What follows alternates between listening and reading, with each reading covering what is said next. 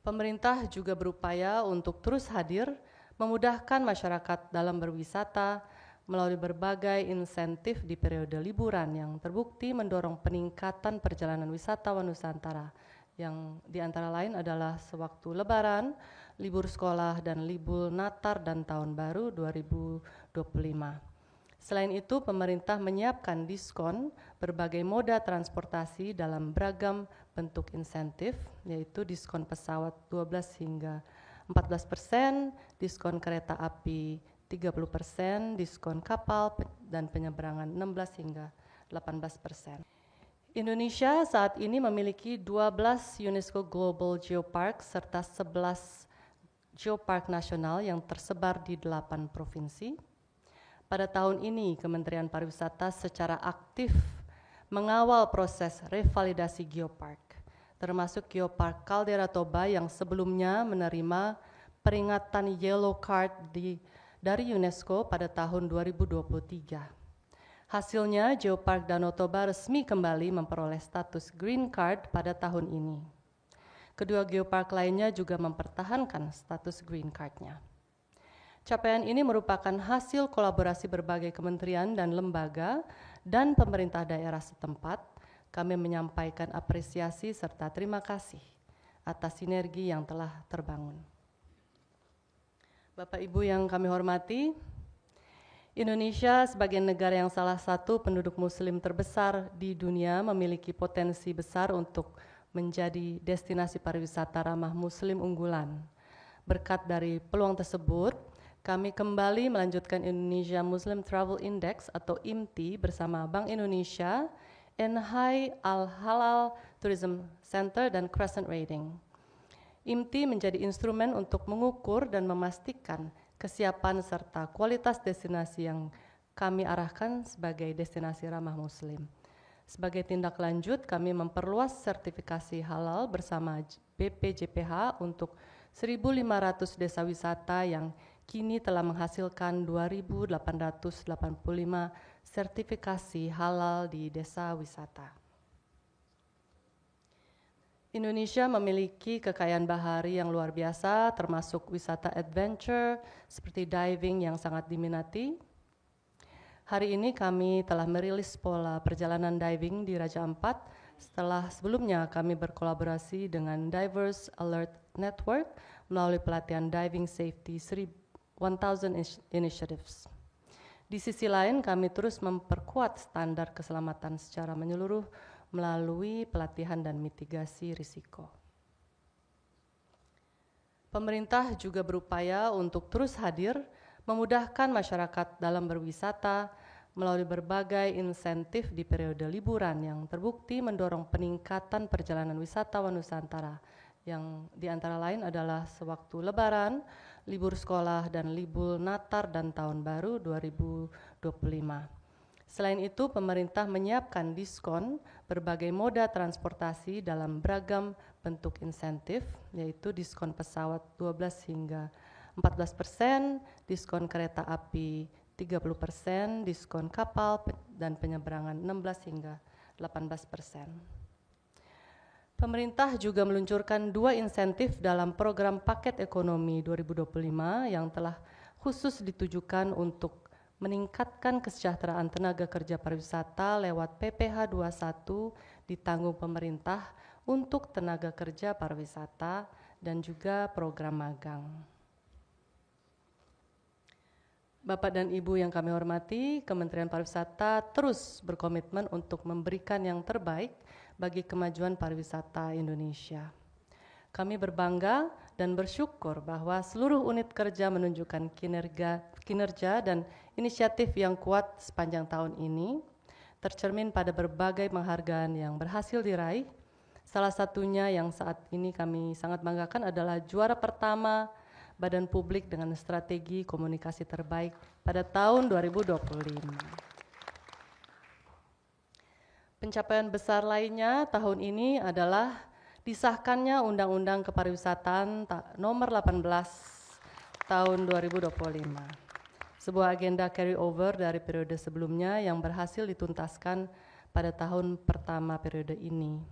Kami berbangga dapat menjadi mitra DPR RI untuk memastikan regulasi ini tepat sasaran, komprehensif, dan dapat menjadi acuan utama bagi seluruh pemangku kepentingan di sektor pariwisata. Lalu, untuk dapat bekerja dengan baik, kita juga harus memahami kondisi yang kita hadapi. Publikasi yang Bapak dan Ibu lihat di layar, Indonesia Tourism Outlook, Forward Looking Tourism 2045, dan Tourism Snapshot menyajikan berbagai insights tentang dinamika pariwisata saat ini dan masa depan. Pariwisata Indonesia adalah milik kita semua, karena itu upaya untuk memperkenalkannya ke panggung dunia juga menjadi tanggung jawab kolektif. Tanpa sinergi, kemajuan pariwisata tidak mungkin terwujud. Sepanjang tahun ini, Kementerian Pariwisata telah menjalin 15 kerjasama lintas kementerian dan lembaga melalui penandatangan nota kesepahaman. Apresiasi yang setinggi-tingginya kepada seluruh jajaran Kabinet Merah Putih atas kolaborasi dan dukungan yang terbangun dengan sangat baik. Dan nota kesepahaman ini membuka ruang bagi kita untuk menjalankan berbagai program kolaboratif guna memperkuat pariwisata Indonesia. Salah satunya kerjasama dengan Badan Gizi Nasional dan Universitas Pertahanan serta Politeknik Pariwisata NHI Bandung di bawah naungan Kementerian Pariwisata telah memberikan pelatihan kepada 1.600 calon kepala dapur atau program sarjana penggerak pembangunan Indonesia atau SPPI. Selain dalam negeri, Kementerian Pariwisata juga aktif dalam jejaring internasional untuk mendorong lompatan pariwisata Indonesia. Tahun ini, sebanyak 7 dokumen kerjasama internasional telah terrealisasi. Dengan kolaborasi yang semakin luas, kita ingin memastikan pariwisata Indonesia terus bergerak, terkoneksi, dan relevan di panggung global. Komitmen tersebut tercermin dari kehadiran Indonesia di UN Tourism. Indonesia dipercaya menjadi tuan rumah ke-37 Joint Meeting of the UN Tourism Commission for East Asia and the Pacific dan the UN Tourism Commission for South Asia atau 37th CHAP CSI yang diselenggarakan pada 15 hingga 16 April 2025 yang dihadiri oleh 161 delegasi dari 30 negara. Agenda MICE ini adalah kesempatan penting untuk Indonesia kembali menegaskan perannya dalam forum strategis membahas masa depan pariwisata global sekaligus sebagai momentum penampilan keragamannya Indonesia di dunia. Kami memahami bahwa masih banyak aspek kepariwisataan yang belum sepenuhnya memenuhi harapan wisatawan. Untuk itu kami menghadirkan Halo Wonderful, sebuah layanan informasi pariwisata terpadu. Tujuannya adalah menyediakan akses informasi, menerima saran dan kritik, serta menyediakan ruang konsultasi bagi masyarakat dan pemangku kepentingan. Maka dari itu kami berharap dapat terus mendengar dari Bapak dan Ibu sekalian melalui forum ini. Bapak dan Ibu, sebelum saya menutup paparan hari ini, saya ingin menyampaikan hasil program flagship kami tahun ini. Gerakan wisata bersih adalah upaya kami untuk meningkatkan kebersihan dan higienitas di destinasi wisata. Kami berharap 14 kegiatan di berbagai destinasi prioritas yang kami lakukan dapat membangkitkan kesadaran wisatawan untuk terus menjaga salah satu sabta pesona ini. Apresiasi kami kepada komunitas dan masyarakat lokal yang telah berpartisipasi, lebih dari 9.000 individu dan 22 mitra strategis yang turut terlibat.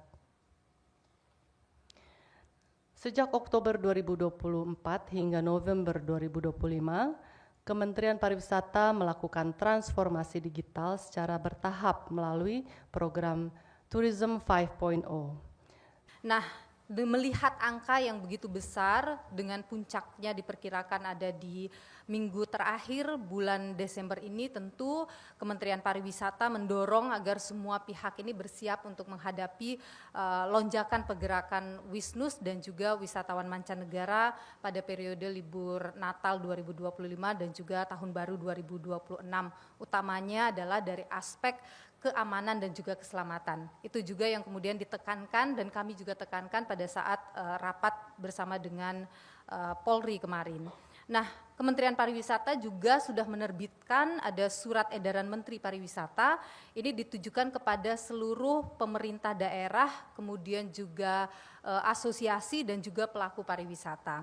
Nah, kita atau Kemenpar ini dengan tegas menginstruksikan agar pemerintah daerah melakukan koordinasi intensif, utamanya dengan teman-teman asosiasi baik itu PHRI, kemudian juga terkait dengan aspek kesehatan, keamanan di destinasi tentu dengan rumah sakit terdekat, kemudian dengan PMI, dengan Polri untuk keamanan, kemudian juga dengan BPBD karena prediksi dari BMKG kemarin disampaikan juga di sidang kabinet paripurna di Desember ini akan ada curah hujan yang cukup tinggi. Tentu ini harus diantisipasi dan juga dengan Basarnas tempat. Surat edaran ini juga sudah disosialisasikan secara luas dan dengan teman-teman di asosiasi dan juga pemerintah daerah, dan Kemenpar juga mendorong agar ada penerapan namanya manajemen resiko destinasi pariwisata. Nah, ini khususnya pada destinasi pariwisata yang memiliki tingkat risiko tinggi. Jadi kami sudah menyebarkan matriks ke teman-teman pemerintah daerah melalui Kedeputian 2 untuk mengisi matriks itu sehingga kita bisa petakan mana yang ada rawan bencana, sehingga ini bisa dikoordinasikan langsung dengan teman-teman di BPBD dan juga Basarnas. Kemarin Basarnas juga sangat suportif sekali dengan kami untuk antisipasi kejadian bencana di